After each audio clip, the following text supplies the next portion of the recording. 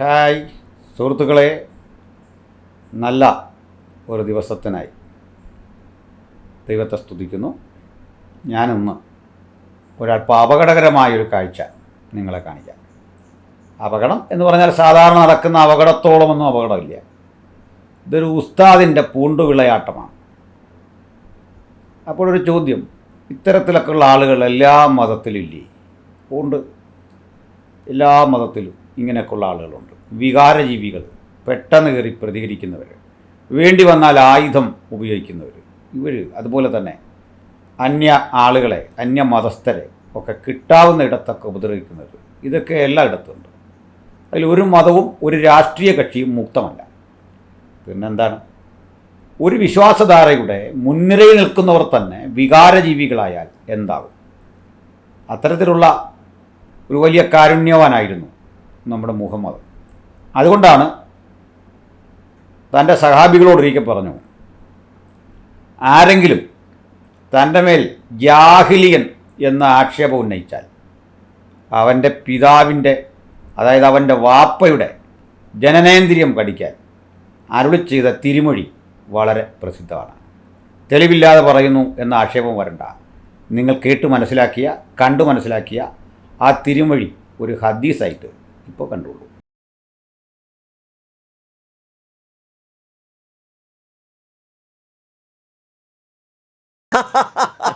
എന്തിനാണിത് ആവർത്തിക്കുന്നതെന്ന് അറിയണ്ടേ? ഞങ്ങളെ സംബന്ധിച്ചിടത്തോളം ഇസ്ലാമിനെയും മുഹമ്മദിനെയും ഖുർആനെയും സമൂഹമധ്യേ എക്സ്പോസ് ചെയ്യുകയും അതിലെ അപകടം ജനങ്ങൾ മനസ്സിലാക്കുകയും ചെയ്യണം എന്നുള്ള വലിയ ഒരു ലക്ഷ്യമുള്ളതുകൊണ്ട് ആധികാരികമായ ഹദീസുകൾ, അതും കൃത്യമായി ചെയിൻ ഓഫ് നറേഷനുള്ള അല്ലെങ്കിൽ സ്വഹീഹായ ഹദീസുകൾ തന്നെ ഉപയോഗിച്ചുകൊണ്ട് ഇത്തരം കാര്യങ്ങൾ പറയണം എന്ന് നിർബന്ധമുണ്ട്. അടുത്ത കാലത്ത് ക്ലബ് ഹൗസിൽ ചർച്ചയ്ക്ക് വന്ന ഒരു മാന്യ ഇസ്ലാമിക പണ്ഡിതൻ ഇങ്ങനെ അല്ല ഇതിൻ്റെ അർത്ഥം എന്നൊക്കെ പറയുന്നത് കേട്ടു. അർത്ഥം എങ്ങനെ ആയാലും അവർ പറയുന്ന ഉൾക്കൊള്ളാനാണ് എനിക്ക് മനസ്സ്. അപ്പോൾ ഇങ്ങനെയൊക്കെ അരുളി ചെയ്ത ഒരു മാന്യദേഹത്തിൻ്റെ അല്ലെങ്കിൽ മഹാനവറുകളുടെ ശിഷ്യഗണങ്ങൾ എങ്ങനെയാകും എന്നതിന് ഞാൻ നിങ്ങളെ ഒരു ഉദാഹരണം കാണിച്ചുകൊണ്ട് നമുക്ക് ഒരു ചെറിയ വിശകലനം നടത്താം. പ്രസംഗത്തിനിടയ്ക്ക് ഒരു ഇത് വേണ്ട. അൽ തബാരി കർത്താവായ യേശു ക്രിസ്തു വെള്ളം വീഞ്ഞാക്കിയ കാര്യം അതിൽ രേഖപ്പെടുത്തിയിരിക്കുന്നു. ഇയാളിനെ നിങ്ങൾക്ക് മനസ്സിലായില്ലല്ലേ? പറയാം. പ്രസംഗിക്കുന്ന ആൾ ജെറി തോമസാണ്. ജെറി തോമസിൻ്റെ പ്രസംഗം നടക്കുന്നത് നിലമ്പൂരാണ്. വർഷങ്ങൾക്കപ്പുറത്തുള്ളൊരു പ്രോഗ്രാമാണ്. നിലമ്പൂരിലെ ഒരു ക്രൈസ്തവ സമ്മേളനമാണ്. ഇസ്ലാം ചോദിച്ച ചോദ്യത്തിനുള്ള മറുപടി വേദിയിൽ നൽകുന്ന ഒരു ഓപ്പൺ ഡിബേറ്റാണ്. ആ ഡിബേറ്റിൽ പങ്കെടുത്ത ഈ പാൻറ്റൊക്കെ ഇട്ട് ഇൻ ചെയ്ത ഈ മനുഷ്യനെ നിങ്ങൾക്ക് അത്ര പരിചയമില്ലാന്ന് തോന്നുന്നു. ആൾ നല്ല ചുണക്കുട്ടിയായിരിക്കുന്നൊരു കാലമാണ്. ഇന്നത്തെ പോലെ ഉറക്കം തൂങ്ങി സംസാരിക്കുന്ന ആളൊന്നുമല്ല. നല്ല ഊർജ്ജസ്വലനായി നിന്ന ഒരു പൂർവ്വകാലം അതാണ് ഈ കണ്ടത്. ഇനിയിപ്പോൾ അത്രയും വീര്യമൊന്നുമില്ല. കാരണം ഒരു വല്ലാത്ത ജാള്യതയിലാണ്. നമ്മളടുത്ത് ഡിബേറ്റിന് വരാമെന്ന് കൃത്യം പറയുകയും മുഹമ്മദിനെപ്പോലെയും ഇസ്ലാമിലെ സകല നിലപാടില്ലായ്മ കാട്ടിയവരെപ്പോലെയും വാക്ക് മാറ്റി മാറ്റി പറഞ്ഞ് ഉത്തരം വന്നില്ല എന്ന പഴയ തിരുമൊഴി എടുത്ത് വീശുകയും ചെയ്യുന്ന നമ്മുടെ ഷംസുൽ ഉലമ മുഹമ്മദ് ഈസ സാഹിബ് അവരുകളെയാണ് നിങ്ങൾ ഈ കണ്ടുകൊണ്ടിരിക്കുന്നത്. ഉസ്താദ് ഇങ്ങനെ പൂണ്ടുവിളയാട്ടം നടത്തുന്നത് എന്തിനാണെന്നറിയണ്ടേ? അതാണ് രസകരം. ഉസ്താദിൻ്റെ ഉസ്താദായിരുന്ന എം അക്ബർ പ്രചരിപ്പിച്ച ചില വ്യാജങ്ങളുണ്ട്. ആ വ്യാജത്തെ ജെറി തോമസ് പൊളിച്ചെടുക്കുന്ന രംഗമാണ്. എന്നാൽ അതൊന്ന് കേട്ടിരിക്കാനുള്ള ക്ഷമയൊന്നുമില്ല ആശാൻ വല്ലാതെ പ്രകോപിതനായി നിന്നുകൊണ്ട് ഈ ബഹളം വെക്കുന്ന ഒരു കാഴ്ചയാണ് നിങ്ങൾ കണ്ടത്. അപ്പോൾ ഞാനിത് എടുത്തിടാനൊരു കാരണമുണ്ട്. വളരെ വളരെ അന്വേഷിച്ചിട്ടാണ് ഈ വീഡിയോ എനിക്ക് കിട്ടിയത്. ഞാൻ ഈ വീഡിയോ തയ്യാറാക്കുമ്പോഴേക്കും നമ്മുടെ അജീഷ് ബ്രോ ഇത് കാര്യമായി തന്നെ പുനഃപ്രസിദ്ധം ചെയ്തിട്ടുണ്ട്. അജീഷിൻ്റെ വക്കിൽ നിന്ന് ആണ് ഞാനിത് എടുക്കുന്നത്. അതുകൂടി പറഞ്ഞുകൊള്ളട്ടെ. ഏതായാലും ഈ സന്ദർഭം തന്നാൽ അൽ തബരിയെ ഉദ്ധരിച്ചുകൊണ്ട് നമ്മുടെ എം അക്ബർ സാഹിബിൻ്റെ ഒരു വലിയ പൊള്ളത്തരം അല്ലെങ്കിൽ വലിയൊരു തെറ്റിദ്ധരിപ്പിക്കൽ ഇവിടെ വിശകലനം ചെയ്യുകയാണ്. സൂറത്തുൽ റസൂലുള്ള അടക്കമുള്ള കൃതികളെ ആധാരമാക്കി വളരെ ആധികാരികമായി സഹോദരൻ ജെറി തോമസ് പ്രസംഗിക്കുന്ന രംഗമാണ് ഈ കണ്ടത്. അപ്പോൾ നിങ്ങൾ വിചാരിക്കുക, നിങ്ങൾ നിൽക്കുന്നൊരു വേദി, ആ വേദിയിൽ നിങ്ങൾ പ്രസംഗിച്ചുകൊണ്ട് നിൽക്കുന്നു. അവിടെ കേൾവിക്കാരനായി വന്ന ആളിന് സംസാരിക്കാൻ അവസരമുണ്ട്, അതവർ കൊടുക്കും. എന്നാൽ അതിനു മുമ്പ് ഈ പ്രസംഗത്തെ തടസ്സപ്പെടുത്തുമാറ് ഒരുത്തൻ സംസാരിക്കുമ്പോൾ അയാളുടെ മര്യാദയും മാന്യതയും എന്താണ്? അതൊരു സാധാരണ മനുഷ്യൻ അങ്ങനെ കാണിക്കുക സ്വാഭാവികമാണ്. അതെല്ലാ മതത്തിൽപ്പെട്ടവനും ഇങ്ങനെയൊക്കെ കാണിക്കും.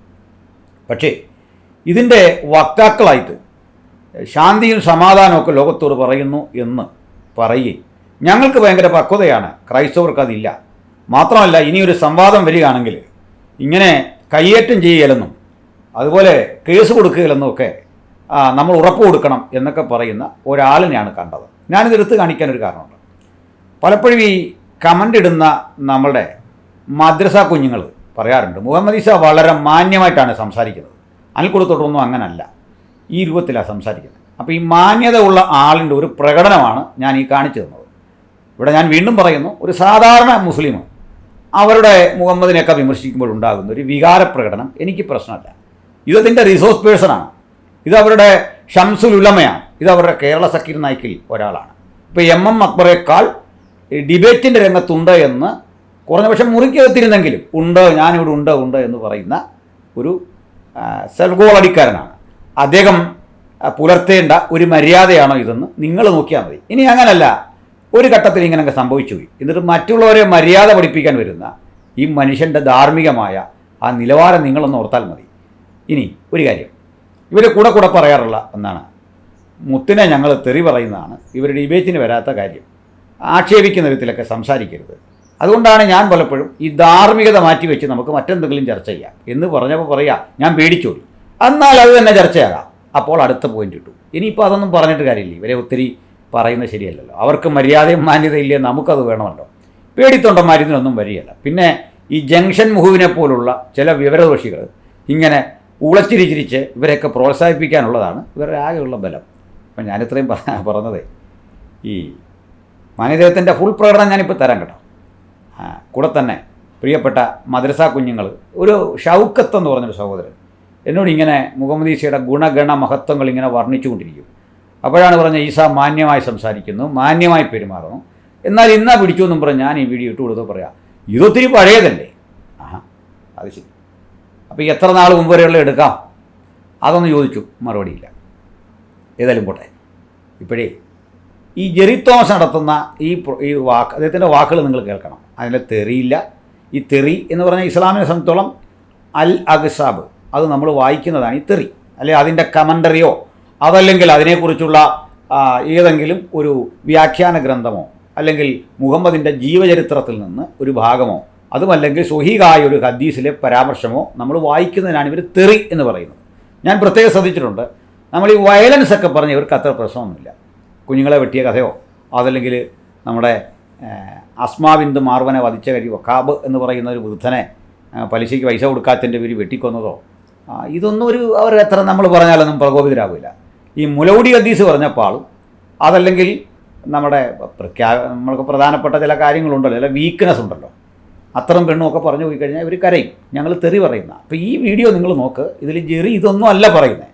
ജെറി ബ്രദർ പറയുന്നത് നമ്മുടെ എം അക്ബർക്ക് പറ്റിയൊരു അബദ്ധം ചൂണ്ടിക്കാണിക്കുകയാണ്. അവിടെ തെറിയില്ല, അവിടെ ഇനി വയലൻസിനെ കുറിച്ച് പറയുന്നില്ല, ഇതൊന്നുമില്ലാത്ത ഒരു പ്രഭാഷണത്തിൻ്റെ ഇടയ്ക്ക് ഈ ഉസ്താദ് കാണിക്കുന്ന ഈ തരിയുടെ പണി നിങ്ങൾ കണ്ടോ? ഇതാണിവർ. എന്നിട്ട് പറയാണ് ഇതെല്ലാം ക്രൈസ്തവരാണ് ചെയ്യുന്നത്. ഇനി മനോജ് എന്ന് പറഞ്ഞൊരു മനുഷ്യനെ ബസ്സിൽ നിന്ന് വലിച്ചിറക്കി അടിച്ചിട്ട് അദ്ദേഹത്തെ അഡ്മിറ്റ് ചെയ്ത ഹോസ്പിറ്റലിൽ അവിടെ കിടക്കുമ്പോൾ അതിൻ്റെ ചുറ്റും പോയിട്ട് കാവൽ നിന്നിട്ട് ഇവർ നടത്തിയ കേസോ കാര്യങ്ങളോ ഒന്നും ഒരക്ഷരം മണ്ടുന്നില്ല. മാഷിൻ്റെ കൈവെട്ടിയവരെ പറ്റി പരാമർശിച്ചിട്ട് ഒരു അക്ഷരം മണ്ടുന്നില്ല. നമ്മൾ കേസ് പിൻവലിക്കണം, ആര് കാസ കൊടുത്ത കേസ് പിൻവലിക്കുമെന്ന് ഞാൻ ഉറപ്പ് കൊടുക്കണം. എന്നാൽ നമുക്കിതെല്ലാം കൂടെ പിൻവലിക്കാം, ഇത് അനാരോഗ്യകരമായൊരു കാര്യമാണെന്ന് പറയണ്ടേ? അത് പറയില്ല. ഇതാണ് സാക്ഷാൽ ഇവരുടെ അവസരവാദം. ഇപ്പം ഞാൻ മനസ്സിലാക്കുന്ന ഇത്രേ ഉള്ളൂ. ഒന്ന്, ഇദ്ദേഹത്തിന് ഈ വാചകടിക്കുന്ന പോലെ ഒരു സംവാദം നടത്താനുള്ള ശേഷിയൊന്നുമില്ല. അത് ഈ കൂടെ നിന്ന ആളുകൾ ഇങ്ങനെ കൊടുത്തതാണ്. ഞാനിവരോട് പറഞ്ഞു, നിങ്ങൾക്ക് ഈസിയായിട്ടൊരു സംവാദം ജയിക്കാമല്ലോ, കാരണം തുടക്കം മുതലേ കമൻ്റടി വീരന്മാരിങ്ങനെ സഹായിക്കാൻ കാണും. അള്ളാഹ് ഹിദായത്ത്. ഒരുത്തൻ ഒരു വീഡിയോയുടേതായി ഇട്ടിരിക്കുന്ന ഉസ്താദിൻ്റെ പ്രസംഗം കേട്ടപ്പോൾ രോമം എഴുന്നേറ്റ് നിന്നു. എൻ്റെ പൊന്നെ, ആവേശം കാരണം രോമം എഴുന്നേറ്റ് നിന്നു. അള്ളാഹ് അദ്ദേഹത്തിന് ആയുസ് വർദ്ധിപ്പിക്കട്ടെ, ദീർഘായുസോ ഏതെങ്കിലും ആയുസൊക്കെ അദ്ദേഹത്തിന് കൊടുക്കട്ടെ. ഇതിലൊന്നും ആർക്കും വിരോധമില്ല. അള്ളാഹ് നോക്കിയല്ലോ ആയുസ് കൊടുക്കാൻ പറ്റുമോ? അതൊരു ബിംബമല്ലേ? ഇതുപോലുള്ള സാമാന്യ വിവരം വേണ്ടേ? അപ്പോൾ ഇനിയാട്ടെ, അവർ കുലദേവനോ ഏതെങ്കിലും ആയിക്കോട്ടെ. അപ്പോൾ ഇതെല്ലാം ഞാൻ അങ്ങ് സമ്മതിച്ചു. അപ്പോഴാണ് ഇത്തരം ആളുകളിടത്തോളം നിങ്ങൾക്ക് ജയിക്കാം. കാരണം ഡിബേറ്റ് തുടങ്ങുന്ന സമയം മുതൽ ഇങ്ങനെ കമൻ്റ് ഇട്ട് ജയിപ്പിക്കാം. അതൊരു മോഡറേഷനാണ്. അത് ചെയ്യാം, അതിന് കുഴപ്പമൊന്നുമില്ല. എന്നാലും പേടിയാണ്. അപ്പോൾ അതുകൊണ്ട് ഇദ്ദേഹത്തിൻ്റെ ഒരു മര്യാദ അത് നിങ്ങളൊന്ന് കാണിക്കാം. അപ്പോൾ ആ പൂണ്ടു വിളയാത്തം പൂർണ്ണമായി നിങ്ങൾ ഒന്ന് കണ്ടോളൂ. നമുക്ക് അല്പം ശ്രദ്ധിച്ചിരിക്കാം. പ്രസംഗത്തിനിടയ്ക്ക് ഒരു ഇത് വേണ്ട. അൽ തബാരി അദ്ദേഹത്തിന്റെ ഗ്രന്ഥത്തിൽ പറയുന്നത് ഞാൻ ആവർത്തിക്കുകയാണ്. അൽ തബാരി അദ്ദേഹത്തിന്റെ നിങ്ങളുടെ ചോദ്യോത്തരങ്ങൾക്കുള്ള അവസരമുണ്ട്. ഖുറാനെ പറ്റി പറഞ്ഞു, ഞാൻ ഹദീസുകളെ പറ്റി പറഞ്ഞു, സിറത്ത് റസൂലുള്ളയെ പറ്റി പറഞ്ഞു. അൽ തബാരിയെ പറ്റി പറയുകയാണ്. അൽ തബാരി വോള്യം 4 ദി ഏൻഷ്യൻ കിങ്ഡംസ് എന്ന പുസ്തകത്തിൽ അൽ തബാരി മറ്റു പണ്ഡിതന്മാരെ ഉദ്ധരിച്ചുകൊണ്ട്, അൽ തബാരി മറ്റ് ഇസ്ലാം പണ്ഡിതന്മാരെ തന്നെ ഉദ്ധരിച്ചുകൊണ്ട് കർത്താവായ യേശു ക്രിസ്തു വെള്ളം വീഞ്ഞാക്കിയ കാര്യം അതിൽ രേഖപ്പെടുത്തിയിരിക്കുന്നു. സഹോദരന്മാർക്ക് അത് അംഗീകരിക്കണ്ടെങ്കിൽ അംഗീകരിക്കണ്ട, തബാരി തള്ളിക്കള. ബൈബിളിനെ ശക്തമായി വിമർശിക്കുന്ന ജനാബ് എം എം അക്ബർ മൗലവി അതേ മാനദണ്ഡം തന്നെ മുഹമ്മദ് ഖുറാന് 4 പേരെ ഇവരാണ് ഖുറാൻ പഠിപ്പിക്കേണ്ടതെന്ന് പറഞ്ഞിരുന്നു. നിർഭാഗ്യവശാൽ സഹീഹ് ബുഖാരി വോള്യം 6 ഹദീസ് നമ്പർ 510 അതുപോലെ തന്നെ സുലൈമാൻ എഴുതിയതായ സദൃശ്യവാക്യങ്ങളിൽ 30 അതിൻ്റെ 4. അപ്പോൾ കണ്ടല്ലോ, ജംഗ്ഷൻ മുഹു താങ്കൾ പുകഴ്ത്തുന്ന ആളിനെ കണ്ടല്ലോ. ചിരിക്കാൻ തോന്നുന്നുണ്ടോ?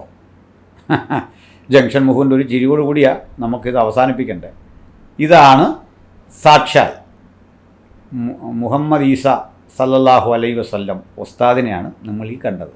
അപ്പോൾ ഉസ്താദാണ് ഞങ്ങളെ മര്യാദ പഠിപ്പിക്കാൻ വരുന്നത്. ഒരു പൊതുയോഗത്തിൽ പാലിക്കേണ്ട മര്യാദ പഠിപ്പിക്കാൻ വരുന്ന ഉസ്താദാണ് ഈ കണ്ടത്. അപ്പോൾ ഇനി പുതിയ ന്യായീകരണമായിട്ട് വരണം കേട്ടോ. താഴെ കമൻ്റ് ഇടുന്ന എല്ലാ സഹോദരന്മാരും, നിങ്ങൾ ഏത് ചീഞ്ഞതും വെളുപ്പിക്കുന്ന മനുഷ്യരല്ലേ? ഏത് വൃത്തികേടും വെളുപ്പിക്കും നിങ്ങൾ? മുഹമ്മദ് ഈസ കൂടെ ഒന്ന് വിളിപ്പിച്ചു. ആകപ്പാടെ ആൾ വല്ലാത്തൊരു പ്രതിസന്ധിയിലാണ്. നിങ്ങൾ ഈ ഇട്ട് പ്രോത്സാഹിപ്പിക്കുമ്പോൾ അയാൾക്കറിയാം പുള്ളിക്ക് ഒരു വേദിയിൽ വന്ന് നിന്ന് പ്രതിവാദം പറയാനുള്ള ത്രാണി ഈ ഖുറാനും ഒക്കെ ആയിട്ട് വന്നാൽ ഓടുമെന്നറിയാം. ഞാൻ പറഞ്ഞു കൊടുത്തല്ലോ, പഴയ നിയമമോ പുതിയ നിയമമോ ഏത് നിയമവും കൊണ്ട് നിങ്ങൾ പോരെ, ഒരു വിഷയമില്ല. അതാണ് സത്യം. അപ്പോൾ അല്ലെങ്കിൽ ഒരു കാര്യം ചെയ്തു, ഉത്തരം വന്നില്ല എന്നുള്ള പാട്ട് പൊതുവിൽ പഠിപ്പിച്ച് ഈ ബാങ്ക് വിളിക്കുന്ന കൂടെ ഇതും കൂടെ രാശി ഇട്ടാൽ കൊള്ളാം. ലോ എന്ന് പറഞ്ഞുകൂടെ അനിലിന് പറഞ്ഞിട്ട് പറയാം ഉത്തരം തന്നില്ല. ഈ രൂപത്തിൽ ചെയ്യണം. ഏതായാലും പൂണ്ടുവിളയാട്ടം ഗംഭീരമായിരിക്കുന്നു. നമുക്ക് വീണ്ടും കാണാം. നന്ദി, നമസ്കാരം.